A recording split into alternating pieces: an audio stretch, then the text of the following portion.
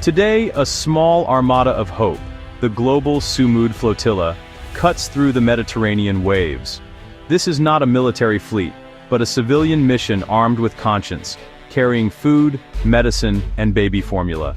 Its crew, ordinary people from over 40 countries united by a single goal: break the blockade of Gaza and deliver a message that the world has not forgotten. The mission aims to create a people's humanitarian corridor, directly challenging a policy that has turned Gaza into the world's largest open-air prison. Over 50 vessels carry doctors, journalists, politicians, and activists, all believing that international law and basic decency must prevail.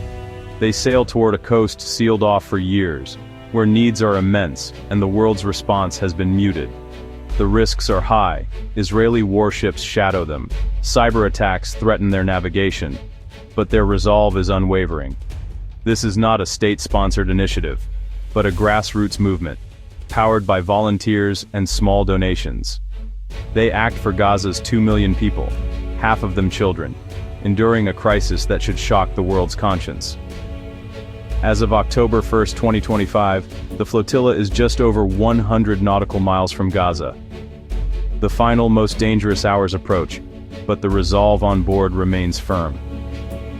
This is more than aid. It's a floating protest against collective punishment, a declaration that human rights cannot be blockaded.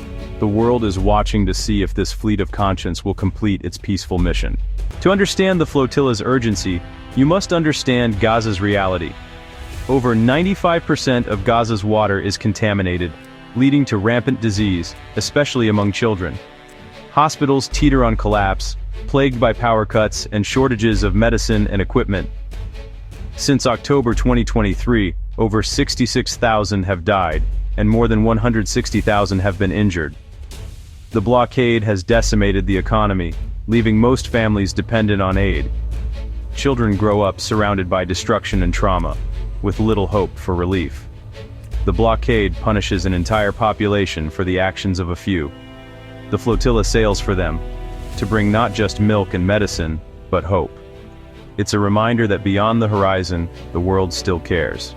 Who joins these missions? Doctors, nurses, lawyers, politicians, artists, teachers, engineers, people from every walk of life, united by justice. They're not naive. Many are veterans of previous flotillas, returning despite the risks of arrest and deportation.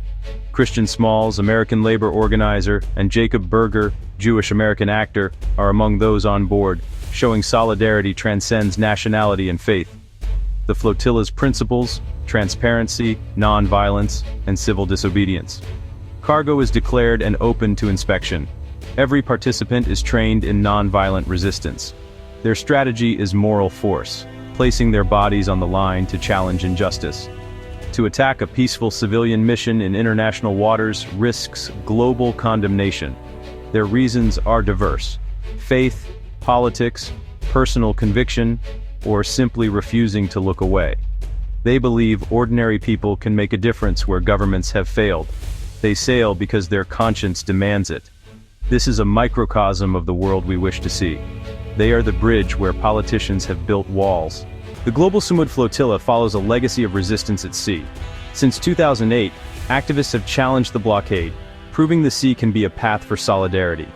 The 2010 Mavi Marmara raid, where 10 activists died, brought global attention to Gaza's plight and galvanized the movement. Despite repeated interceptions like the Madleen and Handala in 2025, the movement persists. Each attempt, even when stopped, signals to Gaza that they are not forgotten. This history binds the current activists, honoring those lost and strengthening their resolve. The voyage itself is a victory, keeping the spotlight on Gaza's crisis and challenging the blockade's legality. The flotilla's persistence is not failure, but unwavering commitment. It inspires new generations to continue the struggle for justice and freedom. Even intercepted, the mission's message endures. The sea remains a symbol of hope and resistance. The flotilla's journey is fraught with danger from the start. Bureaucratic obstacles, delayed permits, sudden inspections, aim to stop the mission before it begins.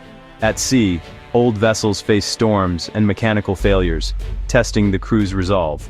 Volunteers endure seasickness, cramped quarters, and constant uncertainty. the greatest risk confrontation with the Israeli Navy.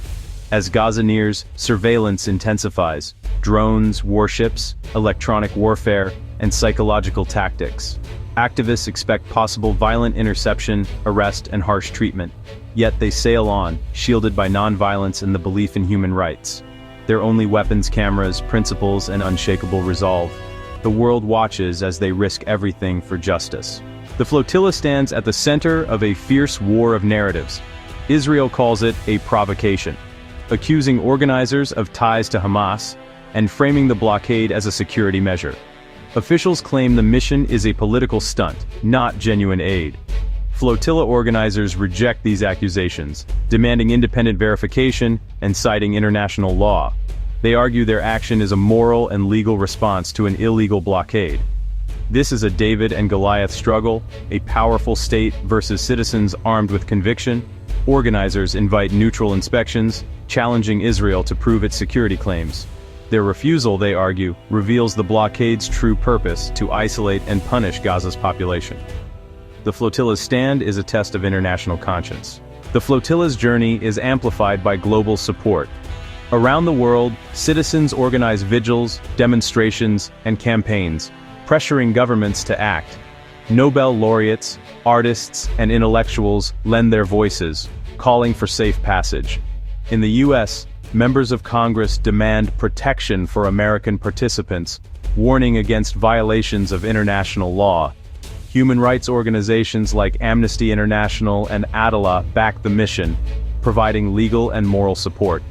These endorsements counter claims that the flotilla is extremist, framing it as a principled defense of humanitarian law.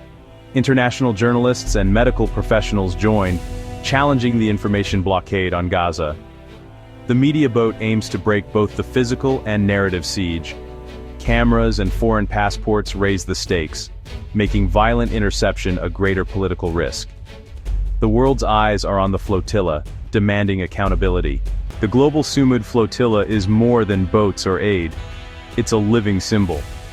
For Gaza, it's a message: you are not forgotten. The flotilla exposes the failures of the international community and steps into a moral vacuum. Its voyage is a call to action, forcing a conversation about justice and human rights. Whether the ships reach Gaza or not, the mission is a symbolic victory. Its true power lies in courage, ordinary people standing up to extraordinary power. It's the courage to choose hope over despair, action over apathy. This act inspires others, showing individuals are not powerless. As the flotilla sails into decisive hours, it carries the hopes of millions. It is the spirit of Sumud, steadfastness in the face of adversity, and a testament to the enduring human desire for freedom and justice.